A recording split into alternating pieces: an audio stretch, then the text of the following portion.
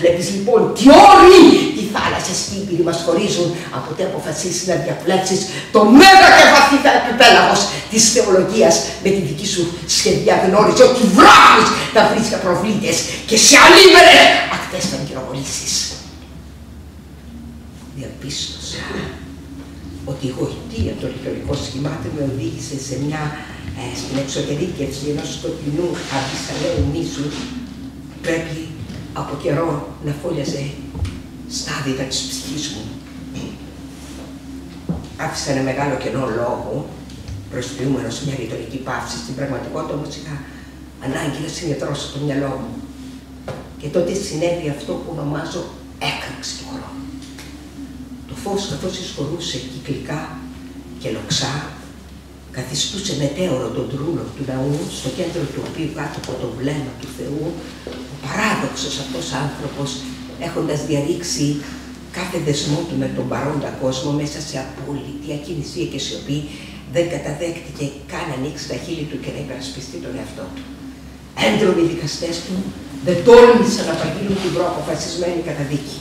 Σηκώθηκε αργά από τα χέρια του και ευλόγησε πρώτα τον βασιλιά, μετά τους δικαστές και όλο το λαό, τέλος γυρνώντας προς εμένα, που πέταξε κατά κέφαλα τη μηλωτή που με σκέπασε ολόκληρο.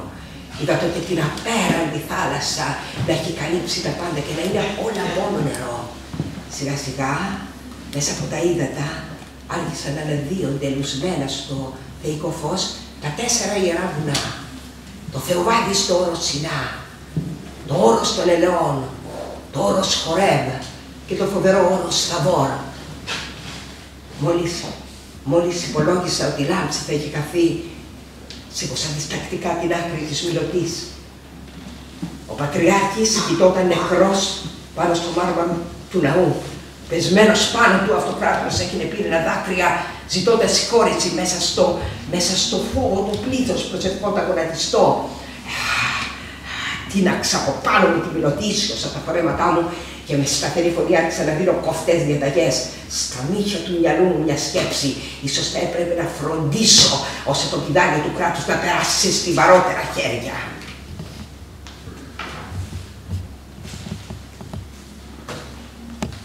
Εκείνο το πρωί ξύπνησα με μια εξαιρετικά ευχάριστη διάθεση. Δεν είχε καλά ξημερώσει όταν θόρυβος ακούστηκε από τη μεριά του μαγειρίου και φωνές ανθρώπων που πηγαίνουν έρχονταν μεταφέροντας κάτι βαρύ. Συνήθισα κατά καιρούς να μοιράζω κάμποσο χρυσάφι σε γνώριμους ψαράδες του λιμανιού και εκείνοι τις αφέγγαρες νύχτες έριχναν τα δίχτυα για λογαριασμό μου και μου πρόσφεραν όλη την ψαριά. Από τα επιφωνήματα που έφταναν μέχρι την κάμαρά μου κατάλαβα πως σήμερα η τύχη με είχε βοηθήσει, με είχε ευνοήσει ιδιαίτερα. Κατέβηκα τρέχοντας. Μέσα στα μεγάλα πανέρια σπαρταρούσαν ολοζώνταρες λαχτάρες, σκορπιονάρες και κόκκινα φαγριά, συναγρίδες, ορθοί, σαργοί και σκάρι, ποταμίσχες ίσκες και κυπρίνοι. Ξεχώρισα 4 από τα μεγαλύτερα ψάρια και έδωσα διαταγή να ετοιμαστούν και να σταλούν πάρα αυτά στο βασιλιά. Με μια απίστευτη ευθυμία συνέταξα και μια επιστολή που θα συνόδευε το δώρο. Στο βασιλιά και δεσπότη μου, αφέντη μου, έγραφα. Στο δρομερό λέοντα με το φοβερό βρυγυθμό, άλλους ηχθείς εγώ ο δούλος σου στέλνω, 4 στον αριθμό, να βασιλεύει στα 4 άκρα της γης της οικουμένης. Κι άλλοι από αυτούς είναι γέννημα της θάλασσας, για να είσαι ο κυρίαρχος των θαλασσών, κι άλλοι γεννήματα των ποταμών για να εξουσιάζεις τα ποτάμια.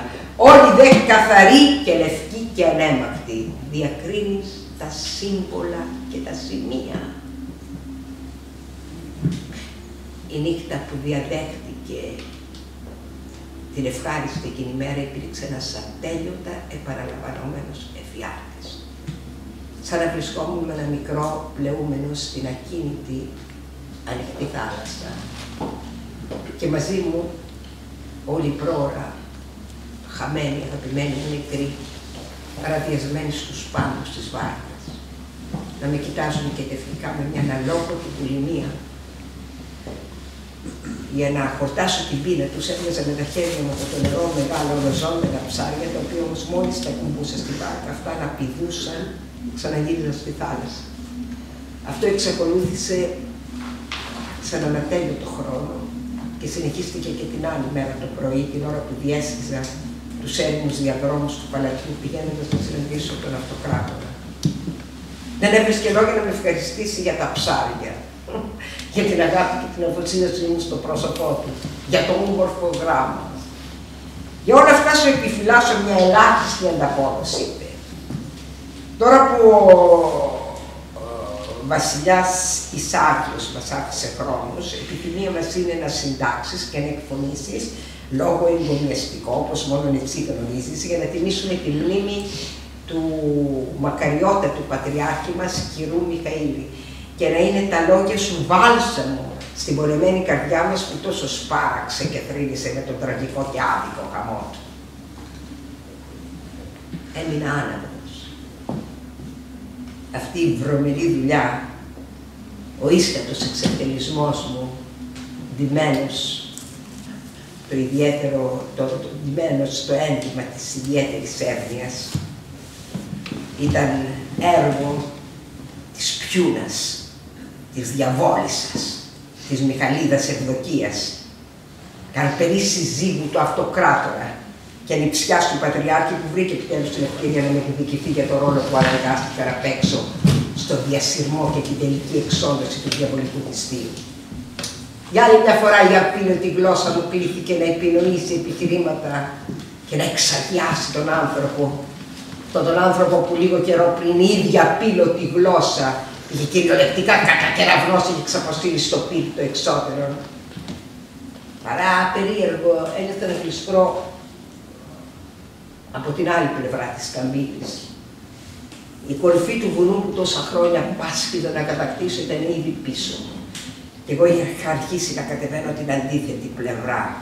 Φυσικά η πτώση δεν είχε επέλθει ακόμη, τουλάχιστον προς το παρόν δεν ήταν ορατή. Θα μπορούσα να αυτοκτονήσω.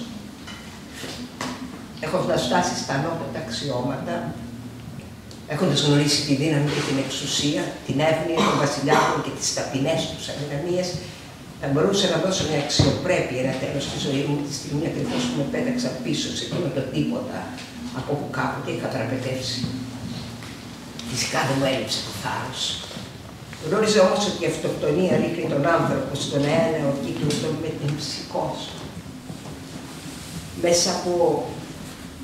Μέσα από ατέλειωτες εναλλαγές και μεταμορφώσεις, το αρχικό ψήγμα της ύλης του άστρου, περιβεβλημένο τον ενοχλητικό θορυβόδι και παράλογο όγκο των 4 στοιχείων, έρχεται και επανέρχεται άπειρες φορές, ως ότου κάποιο τυχαίο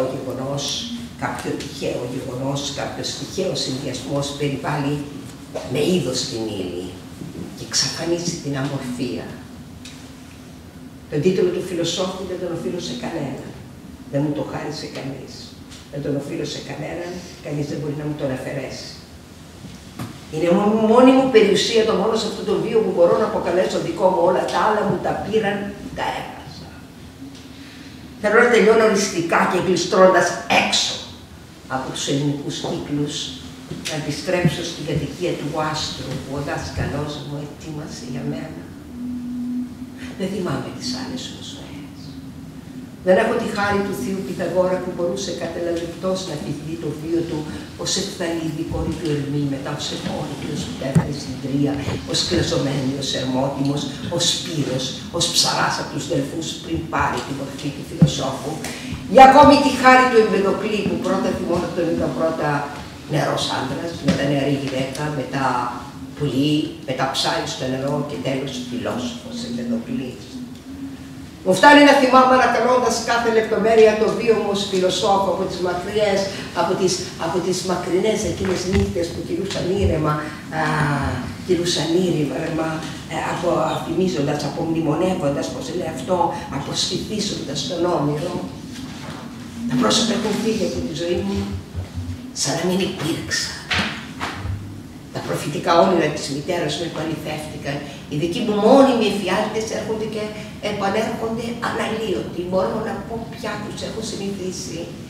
Δεν θέλω να τελειώσω τη ζωή μου σε κάποιο μοναστήρι.